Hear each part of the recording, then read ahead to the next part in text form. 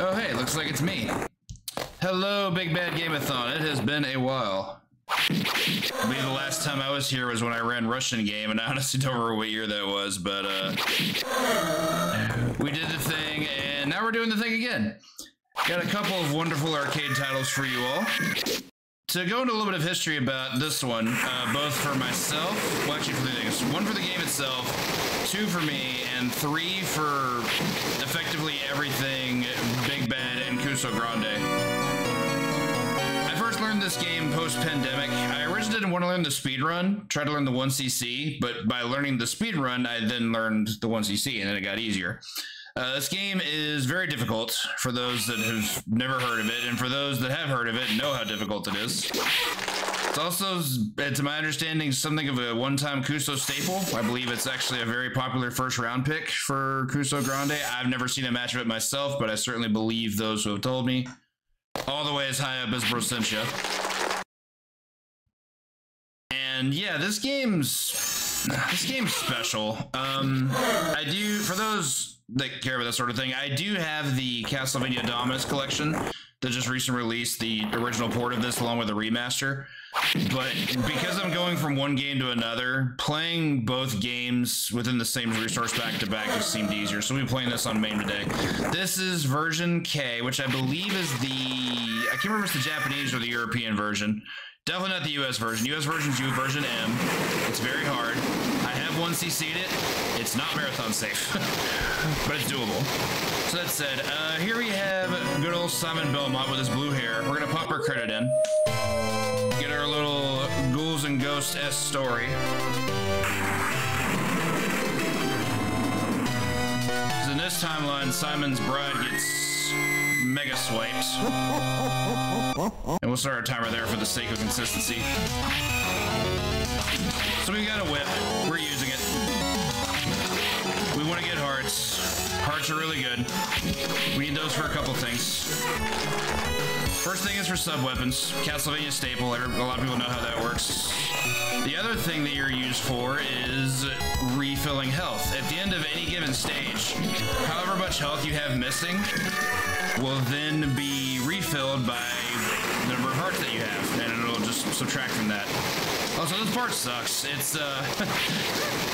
the rain looks terrible, and it denies us the amazing music this game has. So, yeah, whoever put a Yellow Devil segment in the first minute of a game, slops to you. Konami really didn't give this game a lot of care, to put it lightly. I think it was a rush job of a rush job, in that I guess they just wanted to do it and mandated someone did it, and we got this little gem of a ditty here. It has its upsides. Like I mentioned, the music in this game is absolutely incredible. It's super strong. Go up here. And we're gonna get our first relevant sub-weapon, that being bombs. Try to not take any damage here. I will take damage for the sake of some damage boosts, but I try to avoid it whenever I can because I'm trying to stay alive. We're gonna chill here for a little bit, whip some bats. Shout out to number 94, by the way. It's the real trooper. I'm going into our boss spawns. Okay, so Medusa didn't quite get the proper cycling. Okay, this is fine. Okay, didn't use more bombs than I should have, so we're good. That whip action. Hot Dracula, Nicolas Cage status. So that's up to your own discretion. Okay, to start this stage, I'm gonna whip these skeletons and immediately crouch so I can avoid the ghoul that pops out of them. Get this thing. This, I will forewarn, this stage is actually really scary. It has 2 choke points right back to back, and if I miss one of them, I may ask for a reset. We'll see what happens. Send the stairs. Those stairs lead to death. Don't go down them. I'm just gonna take this damage boost here. That one's actually worth taking, because jumping that boulder is incredibly difficult. You take the same damage off the merman that you do off the boulder. Great boulder sound effect too, by the way. Okay, we're gonna let the screen finish scrolling. This is 1 choke point, so I'm gonna remain quiet here as I sail over the waters of trans rights. Lots of global timer stuff I have to keep mindful of.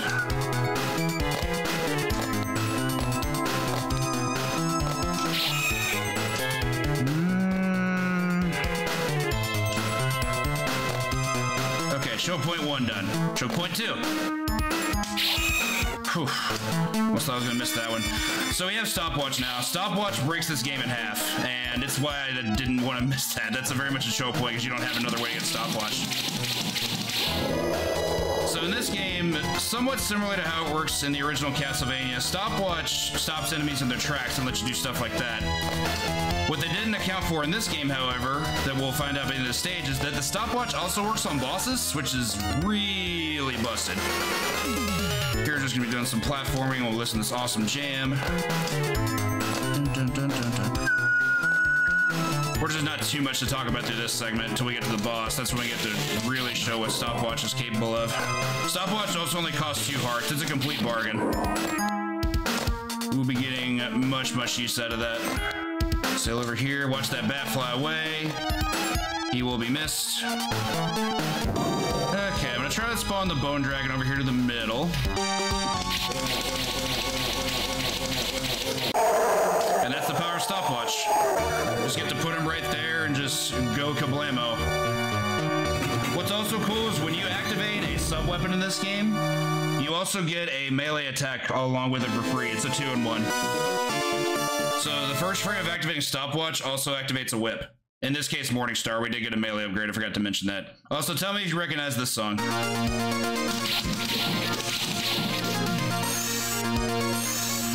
Dun, dun, dun, dun, dun, dun.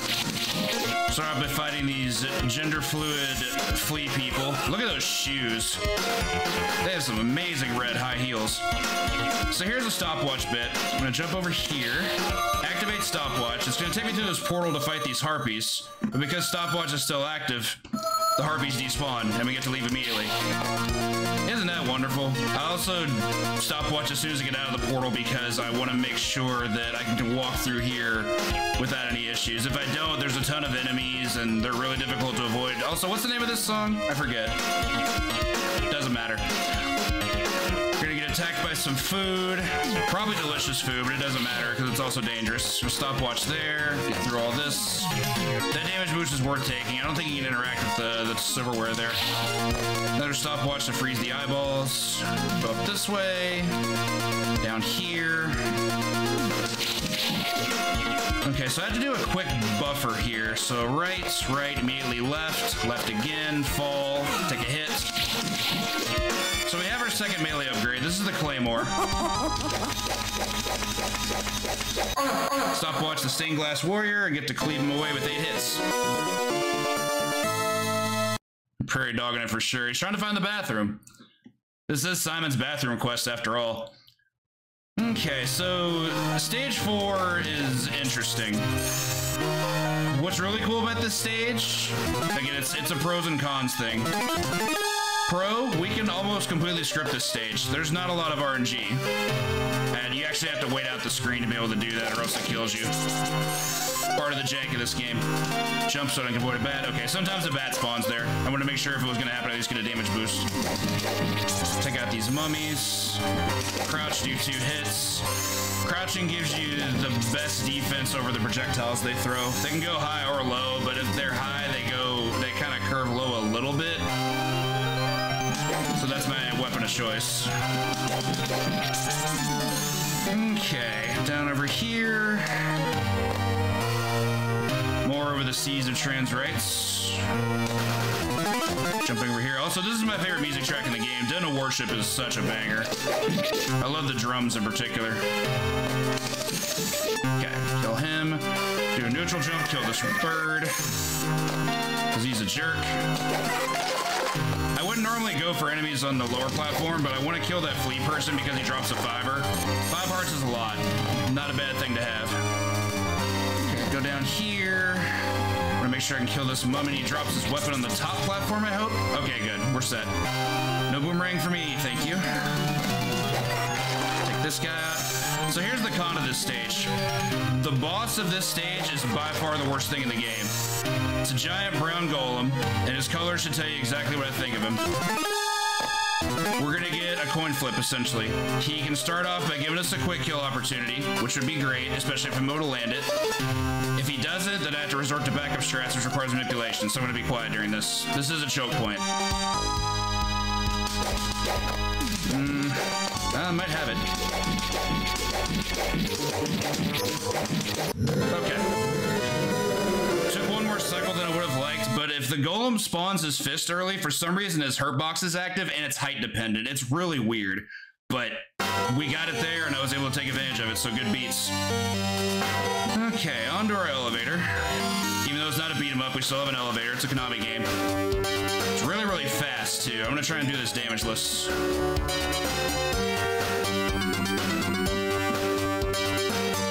Ah, so close. That last one's by far the hardest. Still, we had a quick kill, so that's fine. We didn't lose any time, we just took some damage. No big deal. Okay, there's a bird up here with a 5. I also used a stopwatch there to try to mitigate some of these enemies. There would be birds on every platform if I didn't. Take out the flea person. Gonna stopwatch here above the coffin to prevent shenanigans. I'm gonna walk through this one because the hurt box isn't active. Let him throw his thing. Do another one. Climb the stairs. If you don't do that, there's actually a flaming head that spawns, and that thing causes some real issues. This track is so good. I love this song. So we're gonna move over here, up here, take the damage boost. Okay, so we're actually gonna lose stopwatch at this point. Swap it out for Cross. Cross is really strong, especially for our last 2 bosses. I'm actually gonna avoid that. Yeah, I thought something like that might happen. That was rude. Whatever, we got a ton of hearts. So here's Frank. We get close enough, and he gives us good RNG. We won't take any damage, and Cross just melts his life bar, which is awesome. Yeah, that elevator is it's quite a thing for beginners. Learning that was a thing for sure. Okay, so now to our last stage. Here we have the bridge. It's chasing us. There might be a dinosaur behind the bridge, I'm not sure. There's actually a faster strat I can do by jumping and cleaving these bats as I go, but I actually prefer this strat because it's way funnier. I kill the first, I can't remember if it's like 9 or 10 bats, I can't remember the exact number, but I know I go until I get the second 5er.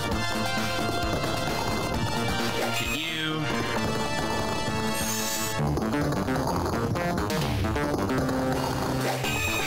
The bridge collapsing is one of my favorite things in this game. It's so great. Just like the visualization of it is just wonderful. I'm actually gonna take it safe by taking that hit. But the next one I'm gonna take out. I'm also holding left the whole time. Like, I'm never letting go of the left direction.